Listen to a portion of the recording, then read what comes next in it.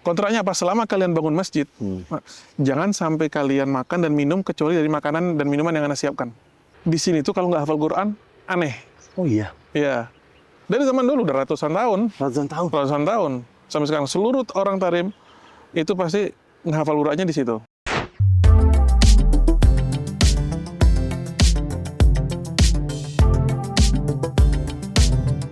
Bismillahirrahmanirrahim. Assalamualaikum warahmatullahi wabarakatuh. Alhamdulillahirrabbilalamin. Wassalatu wassalamu ala asrafil anbiya'i wal mursalin wa ala alihi wa sahbihi ajmain.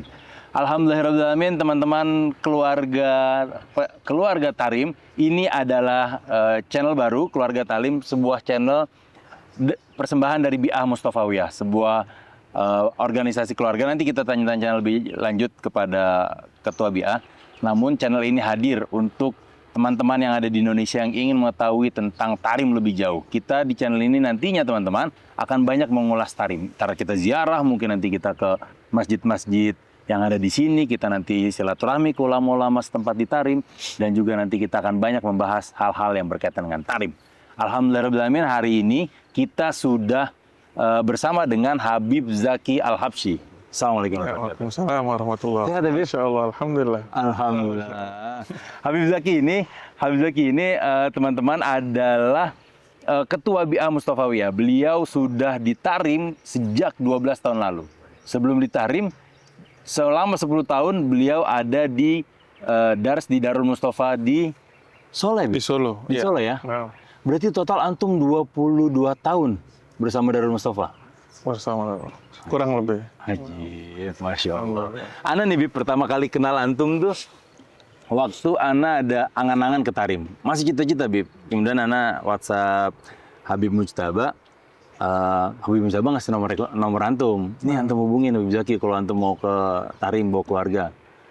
Wajib. Kata Habib Zaki, ini antum, pokoknya antum bingung-bingung tanya beliau nih. Beliau udah Masya Allah, Ana WhatsApp antum. Akhirnya ketemu, alhamdulillah. Saya Alhamdulillah. 12 tahun tuh lama loh, Bib. Lama ya? Iya, di Tarim 12 tahun. Berarti antum pas perang tuh di sini? Iya, dari sebelum perang sih, sebelum. Dari sebelum perang? Nah. Tapi pas perang antum pulang ke Indonesia? Enggak, kita tetap di sini. Ya. Haji, gimana tuh, Bib, keadaan di sini, Bib? Kita sendiri, alhamdulillah, di Hadramut khususnya, kita nggak merasakan kalau emang ada perang. Kita taunya kalau Yaman itu perang, kabar dari Indonesia. Dari keluarga ketakutan, nanya, kalian gimana? Kita normal aja, tapi ya hanya kita lihat berita, dahsyat juga nih berita. Tapi di Tarim sini kita normal, kita nggak ada apa-apa. Nggak ada. Justru kita kemarin itu lagi bahasa kita lagi rehlah di sini, sama anak lagi di kolam berenang. Orang-orang bingung Indonesia, ini lagi perang kalian di kolam berenang ya? Ya kita nggak ada perang, kita normal di sini. Supply mungkin atau listrik, makanan semua aman. Itu awal-awal karena kita belum tahu masih aman. Kalau kita di dalam Darul Mustafa, kita nggak ngerasain sama sekali karena Darul Mustafa sudah punya persiapan. Jadi aman aja listrik. Darul Mustafa ada gensetnya, ada makanan, ada persiapan, dari gudang juga ada. Tapi yang ngerasa itu kita yang di Bi'ah Mustofawiyah yang sudah berkeluarga yang tinggal di luar. Nah di situ kok listrik agak mati sering, terus kok bensin nggak tumben putus gitu. Iya. Hanya dengar kabar, ternyata Lagi perang. Ya. Daras tetap berarti, Bib? Normal. Belajar semua normal. Semua. Orang berdagang, semua normal kayak ada apa di Tarim? Normal semua. Cuma pas awal perang itu sempat 2 bulan putus bensin. Oh, bensin. Putus sama sekali, nggak ada yang jual, eceran nggak ada, di pom bensin semuanya kosong. Ya itu kita jalan kaki semua. Oh, karena nggak ada. Nggak ada, mobil, iya. nggak ada isinya. Jadi ada isi karena pom bensin putus, semua nggak ada ini. Jadi kita jaga bensin yang ada untuk keperluan ke dokter atau hal-hal yang lebih penting. Sayang soalnya. Jadi kita belanja, belajar, semua kita jalan kaki. Oh, Masya Allah, 12 tahun. Bib, ngomongin Bi'ah itu apa sih sebenarnya, Bib? Bi'ah itu pertama itu dari Sayyidil Habib Umar. Beliau luar biasa perhatian sama murid-muridnya, bahkan bukan sama murid aja, sama umat semua. Bahkan bukan sama umat aja, sama seluruh manusia. Pikiran beliau pengen semua menjadi baik, biar semua menjadi dekat sama Allah Subhanahu wa taala. Nah, jadi kita pelajar ini ketika menikah kan pastinya tinggal di luar sama keluarga, sama istri, nggak tinggal di asrama lagi. Nah, jadi Habib ingin memberikan mereka yang tinggal di luar tuh seakan-akan kalian tetap berada di dalam asrama. asrama dalam artian Iya, tetap dalam kebaikan yang terus mengalir. Kalau di asrama pondok kan ya ibadah semua pasti. Ya nggak ada pondok yang ya pondok isinya semuanya belajar atau zikir atau segala ibadah ada. Nah, jadi pengen Habib Umar tuh di luar itu dihidupkan lingkungan. Kalau di pondok ya lingkungan pondok, dan di luar sekarang dibikinlah hidupkan lingkungan seperti lingkungannya Nabi Muhammad SAW.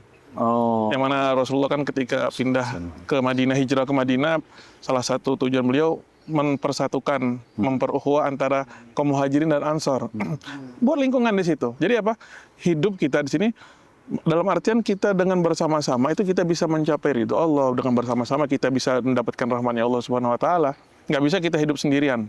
Iya. Tetangga bukan urusan anak, anak hidup di rumah aja. Nggak bisa hidup seperti itu. Kita harus mau nggak mau hidup bertetangga, bersosialisasi lah sama orang dan lain sebagainya kan. Kita butuh dokter, kita butuh pasar, butuh ada. Nah, jadi gimana nih kita praktekin yang sudah kita ajarin, yang sudah kita belajari dari Mustafa, dari akhlaknya Nabi, dengan tetangga bagaimana, sifat Nabi muamalah dengan teman di pasar bagaimana. Nah ini sekarang tempat prakteknya nih. Ya.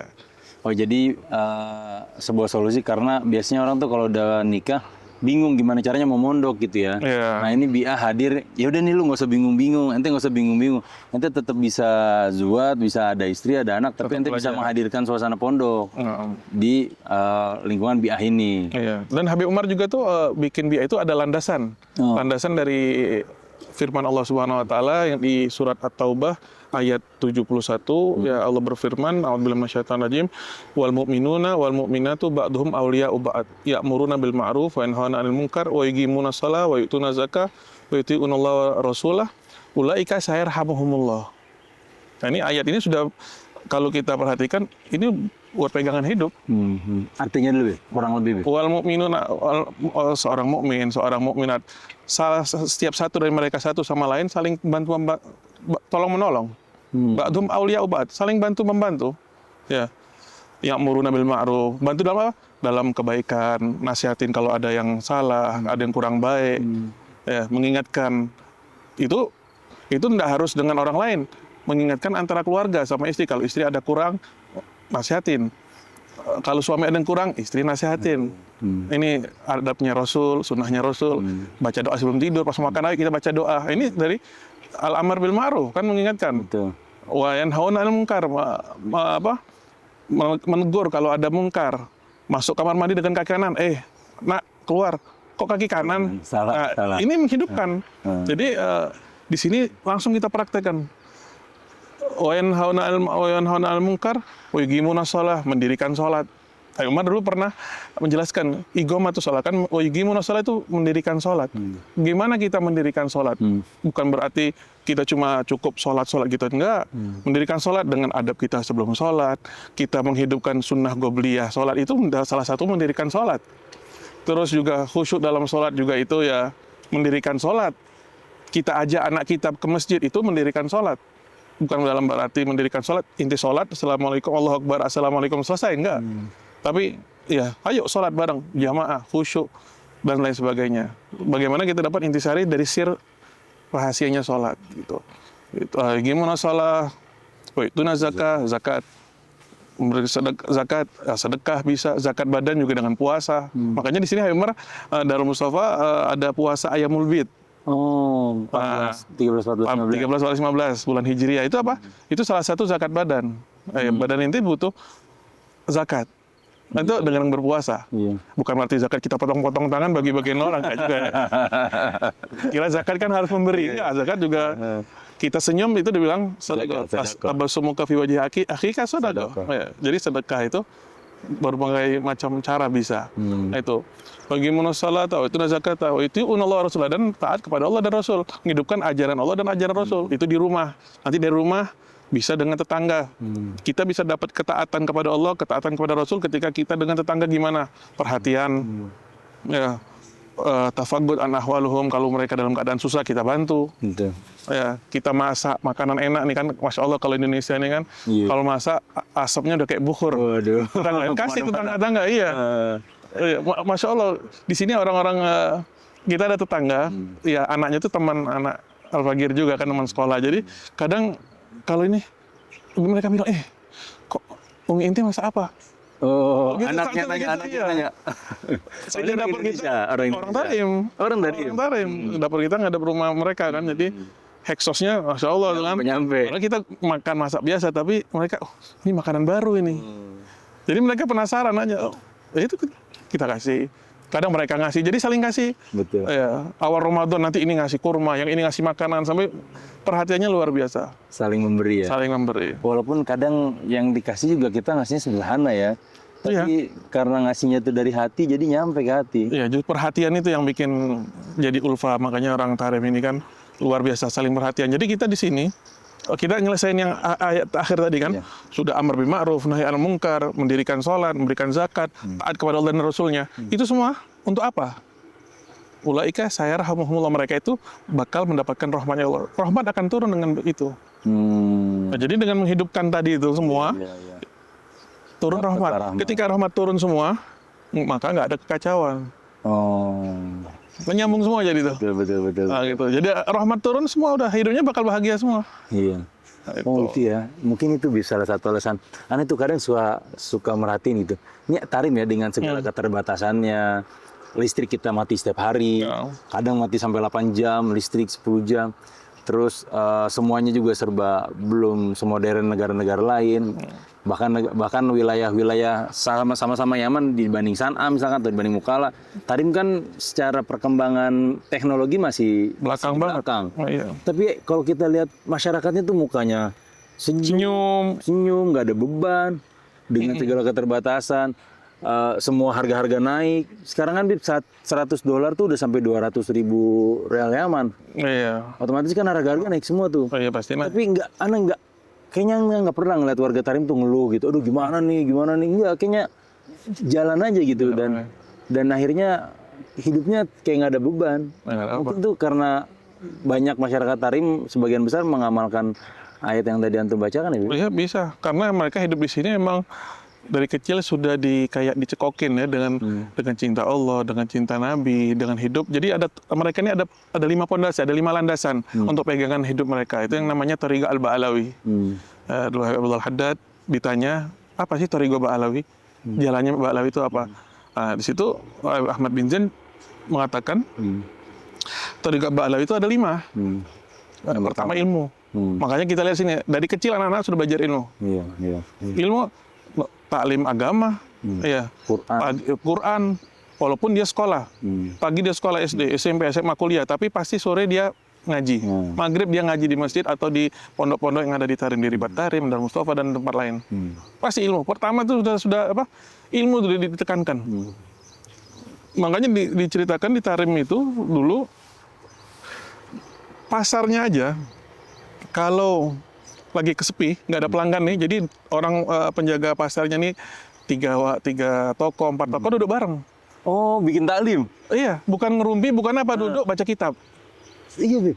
Iya, kitabnya. Terus ini kitab yang dibaca itu kitab Minhajut Thalibin. Oh, Kitab Minhaj, antum yang kalau sekarang ini itu dipelajari kalau sudah kelas paling terakhir, sebelum kita takharruj. Iya. Ya, sebelum kita lulus, itu kitab yang paling terakhir. Tapi di zaman dulu ini dibaca sama orang-orang yang di pasar. Duduknya baca kitab Minhajut Thalibin. Jadi mereka hidup dengan ilmu semua. Ajib.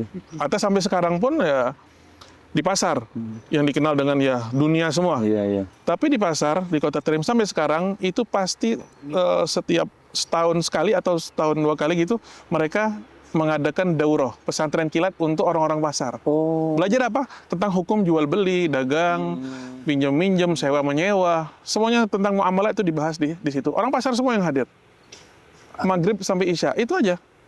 Anjib. Sampai sekarang. Bener, Bib. Bahkan masih gampang tuh ditemuin orang yang jaga toko. Ana sering banget ketika masuk kan nggak ada pelanggan, dia lagi ngaji. Nah, Sambil nunggu tuh sambil ngaji. Terus di tokonya di setel ya kalau Radio Darul Mustafa kan kalau nggak ceramah ya murotal, ya, ya kan? Atau baca maulid, iya. qasidah dan lain-lain. Nah itu begitu nggak ada pelanggan sambil denger itu sambil ngaji. iya. Sampai sekarang tuh. Maaf. Di taksi-taksi sini misalkan pasti ada Quran di setiap mobil. Oh di dalam taksinya Iya. sambil nunggu Oh ya, kalau nggak ada ngaji ya. pelanggan, sambil nunggu penumpang. Nah, karena mereka ya tadi ilmu, terus yang kedua pondasi yang kedua itu tadi amal. Mereka amalkan dari yang mereka tahu. nggak buang-buang waktu. Mereka ngambil kesempatan kita sehat sekarang, kita sebisanya kita buat kebaikan, ya kita buat kebaikan. Makanya mereka kadang keajaiban di sini nggak pernah ada di tempat lain. Kita kalau jalan kaki di sini, pasti diberhentiin sama motor, sama mobil. Mau kemana? Satu tujuan, ayo naik. Iya benar. Karena mereka mengamalkan apa yang mereka dapat. Benar. Ya kan? Benar. Perhatian, saling tolong menolong. Benar. Ba'duhum awliya ba'd. Benar. Dengan itu rahmat turun. Benar. Benar. Apalagi kalau sama kita bawa istri. Oh, di sini sangat perempuan ini dihormati, dihargai, sama sekali luar biasa. Betul. Cerita pengalaman di Sewon. Pernah waktu itu kita sama keluarga kan, isi sama anak belanja. Pas mau pulang, mobilnya rusak, mati di tengah jalan. Di depan rumah satu orang mogok. Kita bingung, wah gimana ini? Mogok, kita nggak tahu apa-apa. Mau kemana juga bingung. Subhanallah, rumah di depan mobil kita tuh orang rumahnya keluar. Saya mobilnya keluar, ngeliat, nah, kenapa ini? Nggak tahu nih mobil, tahu mati. Dilihat, sudah nanti gini aja. Ente dari mana? Ana dari Tarim. Dia ngeliat ada istri kan, sudah ini kunci mobil Ana tuh. Ente bawa ke Tarim, ente antar istri ente. Ini mobil biar di sini, nanti besok ente balik, insya Allah mobil ente sudah benar. Masya Allah. Nggak kenal loh ini. Masya Allah. Hebat tuh, Bib. Ajib. Nggak, di sini luar biasa. Jadi makanya kenapa kita betah di sini. Mungkin semua orang pada betah di sini ya. Karena kita di sini ini nggak ngerasa hurbah, nggak ngerasa asing. Seakan kita ya sama keluarga. Karena semua nyambut kita, amal dengan baik, nggak ada yang niat jahat sama kita. Maksudnya kita bingung, mereka langsung. Bener. Anda pernah, Bib, satu hari tuh Anda lagi janjian sama petugas kebersihan yang ngambil sampah di rumah. Anda belum pernah ketemu nih sama beliau. Terus janjian di depan Masjid Raudoh. Sampai di depan Masjid Raudoh, Anda telepon, nggak bisa ditelepon, handphonenya nggak aktif. Karena di sini kan sinyal kadang hilang muncul, nggak bisa telepon nih. Anda bingung kan? Ada orang lagi dorong gerobak. Terus nanya dia, ente kenapa? Ini Anda bahasa Arab Anda juga kan terbata-bata kan, baru datang. Anda mau janjian, dia nanya siapa namanya? Ada sebutlah si Fulan. Hah, Fulan? Fulan siapa? Anda nggak tahu Fulan siapa, tapi Anda ada nomor teleponnya, ini nomor teleponnya. Dia lagi bawa gerobak, Bib. Dia lagi mau pergi nih, dia berhenti. Sebentar, antum tunggu di sini, kata dia. Tunggu sini. Dia pulang ke rumah. Tahu antum dia pulang ke rumah ngapain? Ngambil handphone. Dia mau nyocokin itu nomor siapa. Akhirnya dia datang lagi. Padahal dia udah mau pergi nih, gerobaknya ditinggalin. Bentar. Anda ambil handphone. Dia ambil handphone. Mana nomornya? Dilihat di handphone dia. Oh, sini. Ternyata di sini terkenal bukan nama Fulan. Udah antum tunggu di sini. Dipanggilin itu, Bib. Si Fulan. Panggilin ke rumahnya. Terus dicari tahu keluarganya siapa. Terus udah selesai, udah ente tunggu di sini ya. Sebentar lagi si Fulan datang. Baru dia ngelanjutin perjalanan. Ajib, karena waktu baru datang tuh. Wah, ajib nih memang. Berarti jelas. Kita ngomong ini bukan fiktif cerita doang. Iya. Antum bisa ngerasain kan? Nyata. Ngerasain. Semua kita ngerasain di sini. Nyata. Itu yang akhirnya antum bikin bertahan 12 tahun ya, Bib? Iya. Rencana antum sampai berapa lama nih, Bib? Kalau rencana berapa tahun ya kita jalanin apa takdir Allah dah. Tapi belum ada rencana pulang. Belum rencana. Ada rencana tapi belum tentu kapan pastinya belum tahu. Bib, Bi'ah Mustofawiyah ini berarti resmi di bawah Darul Mustafa. Iya, Habib Umar bikin untuk perhatian kepada murid-muridnya tadi kan. Tapi setelah tahun demi tahun banyaknya pelajar yang sudah menikah dan bukan dari Darul Mustafa aja, dari pondok-pondok lain juga banyak. Ternyata akhirnya mereka ingin masuk juga gabung. Akhirnya ya kita tanya, maftuh untuk siapa aja? Siapa aja dengan igoma manapun bisa masuk ke Bi'ah Mustofawiyah. Dalam catatan di bawah arahannya Habib Umar. Kan ada daras kita setiap bulan tuh sama Habib Muhammad Aidrus, baca kitab. Itu dari arahan Habib Umar. Dulu Habib Umar sendiri yang datang. Setiap bulan nanya gimana kalian, gimana rumah tangga kalian. Bagaimana sekarang hubungan kalian dengan Nabi Muhammad. Gimana anak-anak kalian. Sudahkah kalian kenalkan anak kalian dengan Nabi Muhammad? Sudahkah Nabi Muhammad itu jadi idola anak-anak kalian? Kan gitu. Perhatiannya Habib Umar. Itu hidupkan lingkungan tadi. Dengan ayat tadi itu. Masya Allah. Ini berarti untuk semua negara ya, Bib ya? Maksudnya kayak kita Indonesia ada Bi'ah Mustafa. Iya, semua yang Singapura ada Singapura, yang Eropa ada, yang Arab juga ada. Iya. Nah, Bib, kehidupan sebenarnya kalau di Tarim ini kehidupan sehari-harinya keluarga-keluarga di Tarim seperti apa, Bib? Yang antum tahu, yang antum lihat? Yang mereka dengan tadi. Yang warga asli Tarimnya. Aslinya, setiap hari itu nggak pernah ada yang kosong dari ilmu. Pasti mereka ada taklimnya. Kalau yang tua, yang sudah tua mungkin sekarang hadir majelis majelis yang umum di Tarim yang besar-besar. Kalau yang muda-mudanya, sore biasanya di Gubah Murayam, tempat tahfidz Quran. maghrib di Ribat Tarim atau Darul Mustafa atau di masjid-masjid dekat rumah mereka taklim. Walaupun 1 jam dalam 1 hari, pasti mereka nuntut ilmu. Walaupun yang sudah paginya di pasar atau masih kuliah, malamnya pasti mereka nuntut ilmu agama sehariannya. Tapi ya kalau yang ada yang kerja pagi ya, tapi dengan ilmu tuh mereka nggak tinggal sama sekali, nggak ditinggalin. Masya Allah, benar-benar sama ilmu tuh kecintaannya. Ya, jadi pondasi. Justru Habib Al-Quran aneh. Oh iya? Iya. Serius, Bib? Iya, karena emang sudah adatnya mereka. Dari kecil, langsung anak kecil itu dikenalkan dengan kalamullah. Dari kecil sudah baca Fatihah. Juz amma itu udah biasa, sudah hafal. Nanti terus makanya sorenya dia mereka TPA. Dia Gubah Murayam ngaji tadi untuk ngehafal. Kubah Murayam tuh, ceritain dong, Bib, tentang Kubah Murayam, Bib. Tentang Kubah Murayam tuh, Anda dengar tempat-tempat Khusus tahfidz. Khusus tahfidz. Iya. Udah berapa lama, Bib? Itu Gubah Murayam itu Abi Murayam. Itu salah satu cucunya Habib Abdurrahman Asgaf. Beliau bangun Me'lama, tempat ngaji kayak TPA gitu. Dari zaman dulu udah ratusan tahun. Sampai sekarang seluruh orang Tarim itu pasti menghafal Qur'annya di situ. Karena banyaknya penduduk Tarim tambah banyak, jadi dibuka cabang-cabang. Karena nggak nampung. Terpusat di situ. Di situ aja. Oh, berarti termasuk Sayyidina Habib Umar. Habib Umar hafalnya di situ. Semua Habib Salim Asy-Syatiri, semua habaib yang kita kenal sekarang hafal Qur'annya di Gubah Murayam langsung. Karena dulu Tarim memang kecil, nggak besar ya. Iya. Kita sekarang kan ada Aidit nih luar biasa, udah maju banget. Setelah Aidit juga masih ada kampung setelahnya. Kalau dulu nggak, belum sebesar sekarang. Jadi terpusat di satu tempat. Oh, jadi dari kecil anak-anak tuh udah ngafal Quran, bahkan mungkin umur belasan gitu udah hafal ya? Atau sebelum Sudah bisa 15, 13, tergantung anaknya masing-masing. Ada yang 2 bulan hafal, ada yang 6 bulan hafal. Masya Allah. Iya. Sampai nanti kepake sampai dewasa tuh ya. Iya. Tetap hafalannya dijaga. Iya, makanya mereka ada jual juga yang menghafal di Gubah Murayam, maghrib harus hizibnya di sana. Terus dari kecil dilatih. Oh, terus berarti setiap hari tuh? Setiap hari. Dan di masjid, itu kan ada Gubah Murayam di sebelah Masjid Asgaf. Nah, hizibnya di Masjid Asgaf tuh. Anak-anak kecil kadang di atas, yang besar itu yang senior.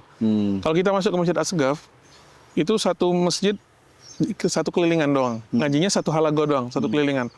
Itu nggak ada yang boleh bawa Al-Quran. Semuanya hufad. Masya Allah. Jadi satu ada yang salah, itu semua satu masjid benerin.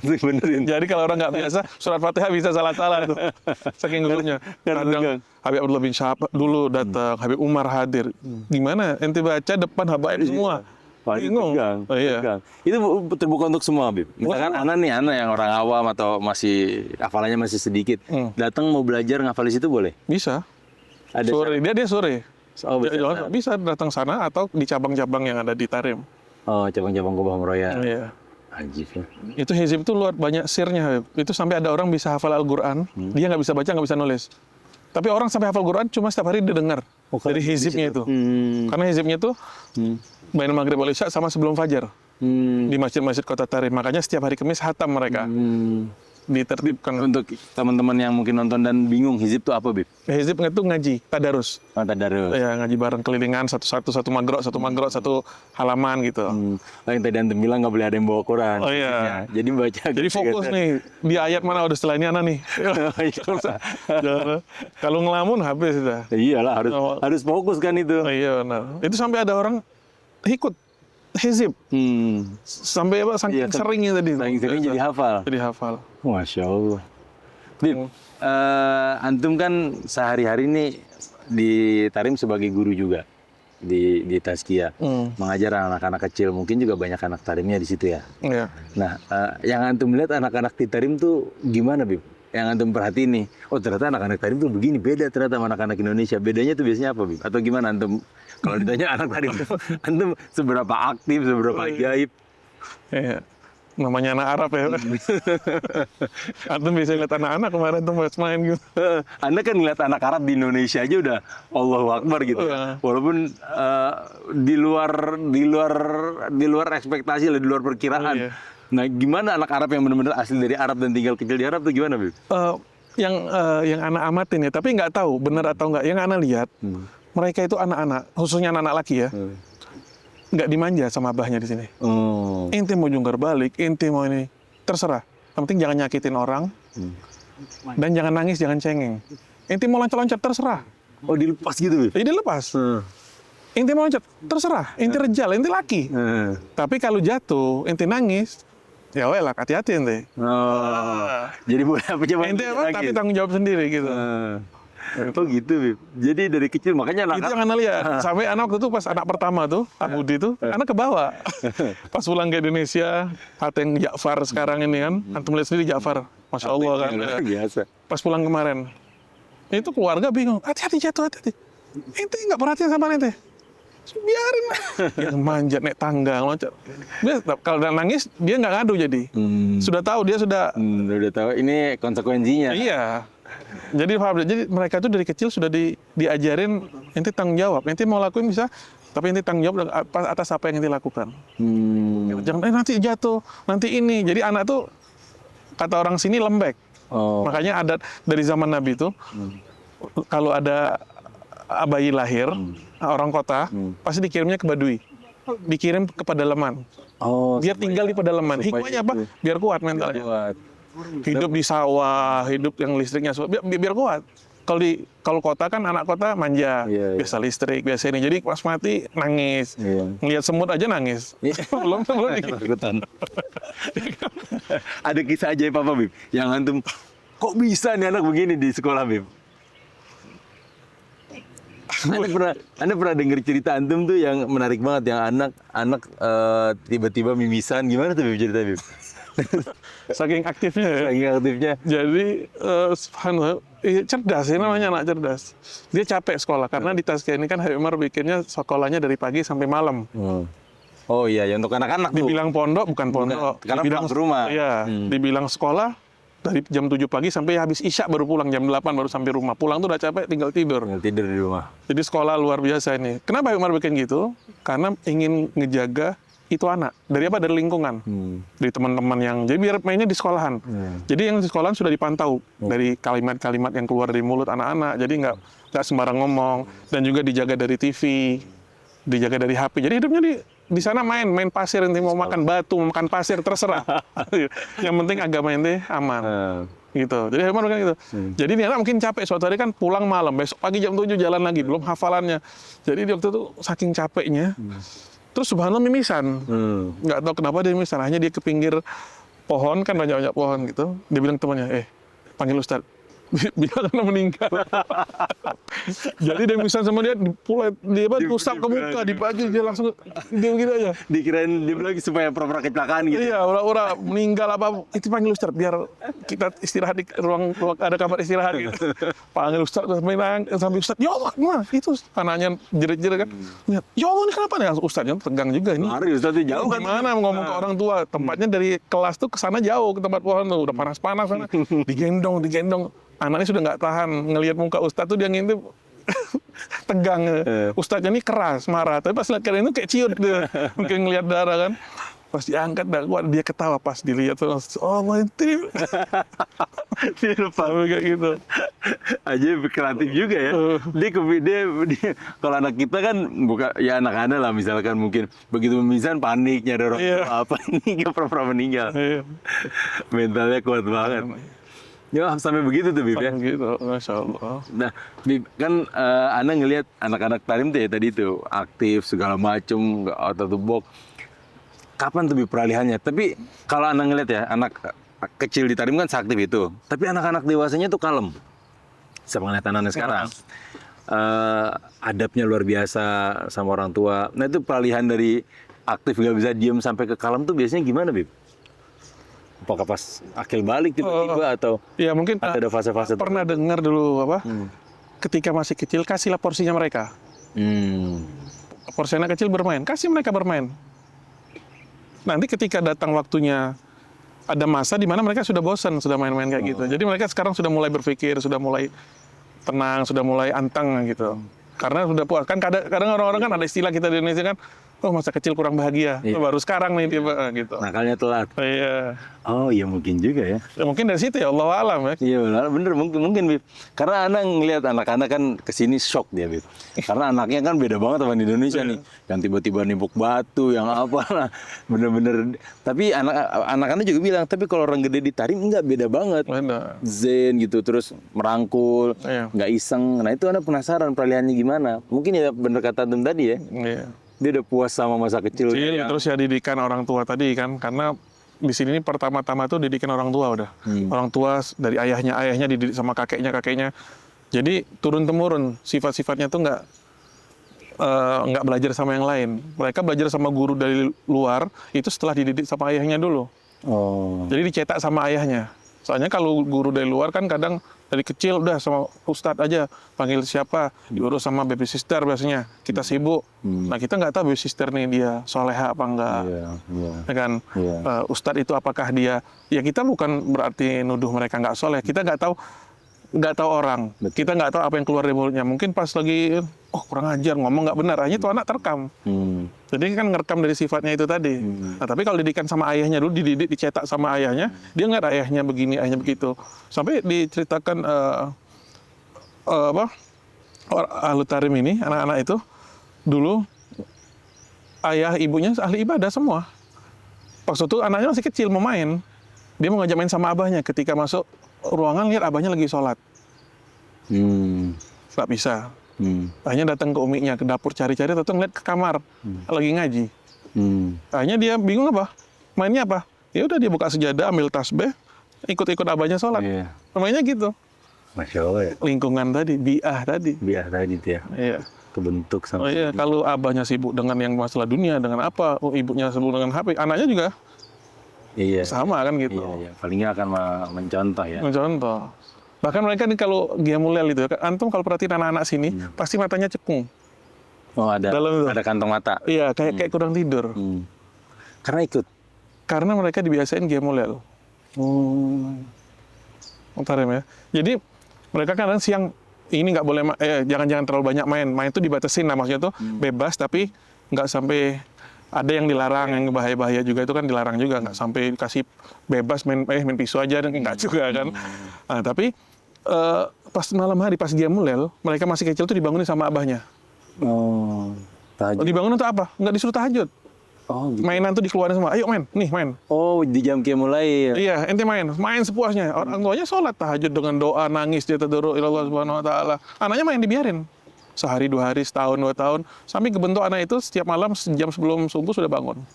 Oh. Sudah dibiasain. Nah, sudah ketika akalnya sudah berjalan, sudah paham. Oh, sekarang bukan waktu main, waktu sholat. Dia ikut sholat tanpa disuruh. Oh ajib. Iya juga ya. Oh, iya. Jadi ngebentuk ininya dulu, ngebentuk jam tidurnya dulu ya. Iya, sebenarnya. Dan anak-anak di sini tuh rata-rata pada tidur siang ya, Bebe?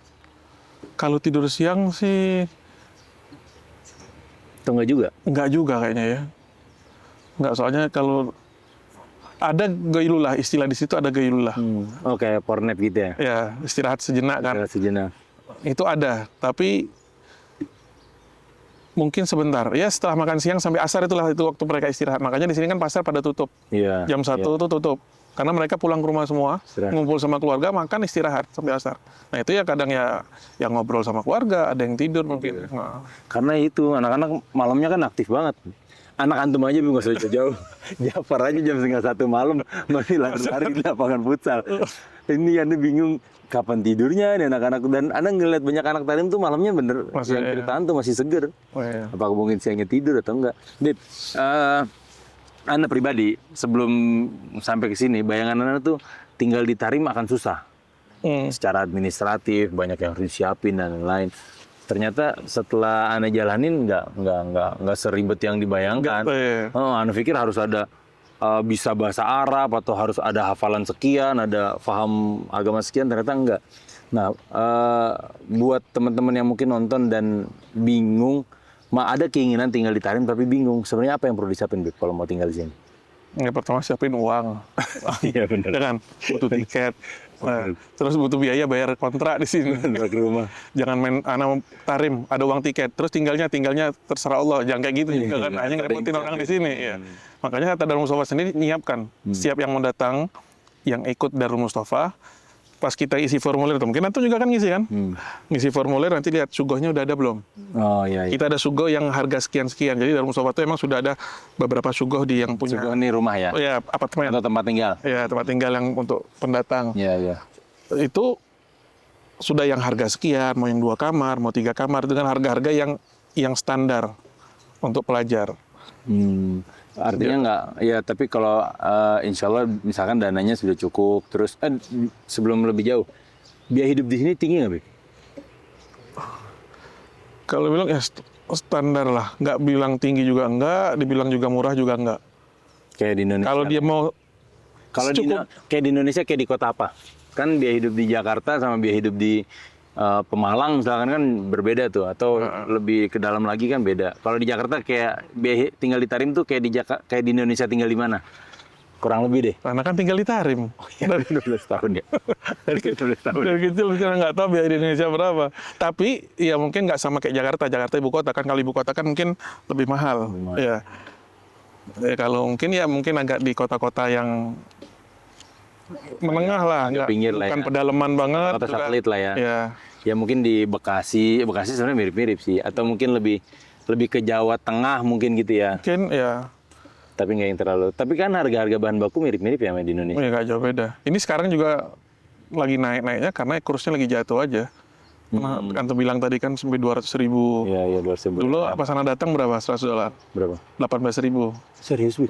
Serius. 18.000. Tapi harga semua murah banget kan? Murah banget. Itu masih ada uang 5 real tuh masih ada. Oh. Sekarang paling kecil kan 100. Iya. 100.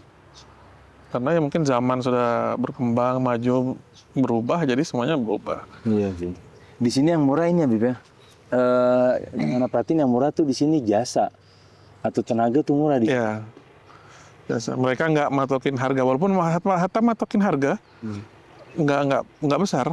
Iya, iya. Iya benar. Banyak yang kalau kita manggil tukang buat benerin rumah atau ada bocor, itu mereka Capek-capeknya kadang dia udah capek nih, basah-basah kadang. Coba kita kalau hitungan cuma 2.000 real, 3.000 real. 2.000 tuh kayak 30.000, ya 20.000 rupiah, Oh, iya. rupiah. Iya, tapi yang mungkin juga mahal tuh karena banyak bahan baku yang diimpor ya, Bib ya. Iya.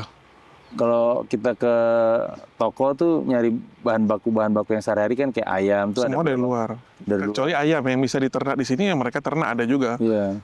Oh, yang ayam mahali. Ayam mahali, ya. Iya, iya, iya. Selebihnya ayam mahali juga kalau memang produksi di sini biasanya lebih murah dibandingkan yang datang dari luar. Iya.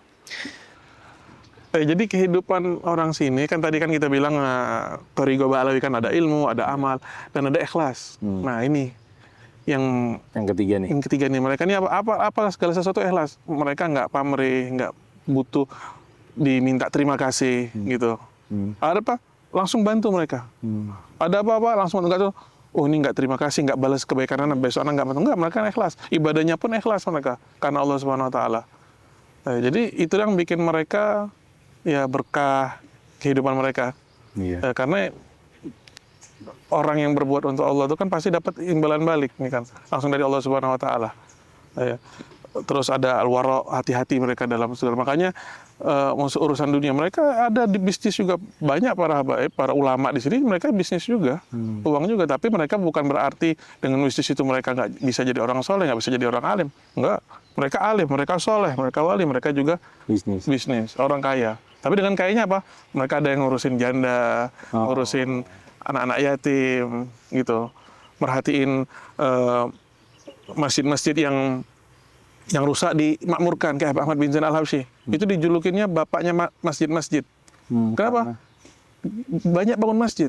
Oh. Bukan dalam artian beliau ini pengen dibilang wah. Iya. Beliau bangun masjid untuk menghidupkan itu tempat yang nggak ada masjid. Wah ini tempat rahmat, untuk mancing rahmatnya Allah nih nggak ada, butuh nih bangun masjid. Ada masjid-masjid para orang soleh, orang-orang dulu yang sudah hancur direnov sama beliau. Sampai ada 17 beliau. 17. Di Pindah-pindah, ada di Hauto, ada di Ghurfa, ada di kampung-kampung yang beliau lihat nggak ada tempat, dibangunin masjid. Ada masjid orang-orang soleh yang hancur, direnov sama beliau. Dan beliau ini waroknya luar biasa. Uang banyak pasti bangun masjid. Dan juga warok. Yang keempat tadi. Dan warok ini apa? Hati-hati. Jadi beliau, ini luar biasa waroknya sudah level tinggi ya. Kalau kita kan hati-hati, syubhat, jauhin gitu kan. Oh, jangan kan sebat, oh ini haram. Haram. Sebatas haram mungkin. Padahal haram nggak perlu pakai warok, emang harus ditinggalkan ya. Kalau warok itu kan disubhat, bukan diharam. Jadi Habib Ahmad bin Zaid ini pas lagi bangun masjid itu, sebelum bangun masjid beliau kumpulkan para tukang-tukang nih, dikumpulin. Kalian nih kan mau bangun masjid ana, kita bikin kontrak. Kontraknya apa? Selama kalian bangun masjid, jangan sampai kalian makan dan minum kecuali dari makanan dan minuman yang ana siapkan. Oh, jadi Karena yang anak kasih itu anak 100% halal dari mana semuanya ini. Bukan berarti nuduh yang lain nggak halal. Nggak, beliau pengen nih yang kalian makan itu dari anak tahu. Jangan sampai tenaga inti dari makanan yang kita nggak tahu ada subhatnya apa nggak. Jadi keringat yang keluar itu 100% dari makanan yang halal. Sampai segitu warungnya. Iya, sampai segitu. Sampai suatu hari Habib Ahmad ini lupa. Bukan lupa, telat ngantar makanan. Mereka akhirnya udah mulai nih, kelingan nih. Panas. Bintang, kok bangunannya gitu. Bangunannya miring. Akhirnya sekitar masjid itu ngeliat, wah ini kesian nih, udah buatin makanan, kasih makan. Habib Ahmad telat nih katanya. Dikasih makan, mereka pertama nggak mau, enggak. Ini kita bukan Habib Ahmad, hanya dia bilang, kayaknya itu dari Habib Ahmad nyuruh orang. Oh. Benar, iya makan mereka. Setelah makan, Habib Ahmad datang bawa makanan. Ngeliat ini sudah makan, marah besar Habib Ahmad. Kalian kenapa masih kalian mau? Ya nggak bisa ngomong mereka. Iya, terus gimana? Ya sudah, sekarang berhenti. Jangan terusin bangunan. Bukan berarti di PHK enggak. Sekarang berhenti bangunan selama 40 hari ke depan nggak boleh kerja dan selama 40 hari ke depan makan minum tetap dari ana. Jadi 40 hari dicuci lagi darah tuh biar bersih. Sampai bekas-bekas yang tadi makanan itu udah clear. Keluar ya. 40 hari. 40 hari. Habis itu terus lagi.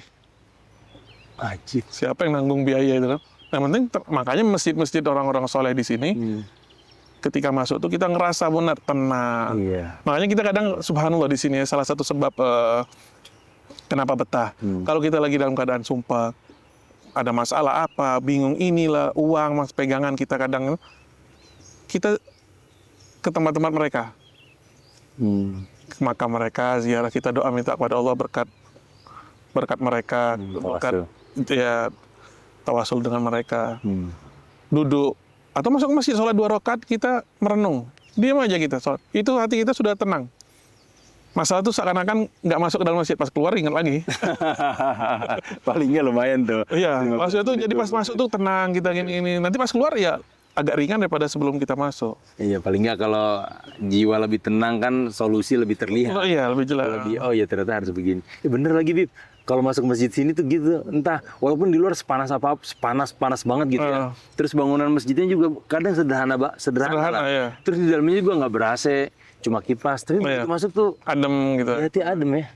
Ya mungkin share dari mereka bangun tuh benar-benar dari tanah kayak Masjid Ba'alawi, Habib Ali bin Alwi Khalil Qasam bawa tanah dari Bet Juber, tanah keluarga sendiri, tanah sendiri, bawa ke situ bangun dengan tanah sendiri. Ya. Tanahnya dari bangunan pertamanya ya. Kan dari Bet Juber, habis itu setelahnya ada pembangunan-pembangunan ya tanah dari. Cuma fondasi awalnya dari sana. Menarik banget Bib. Insyaallah, alhamdulillah Bib, terima kasih banyak. Episode 1 paling nggak ini membuka.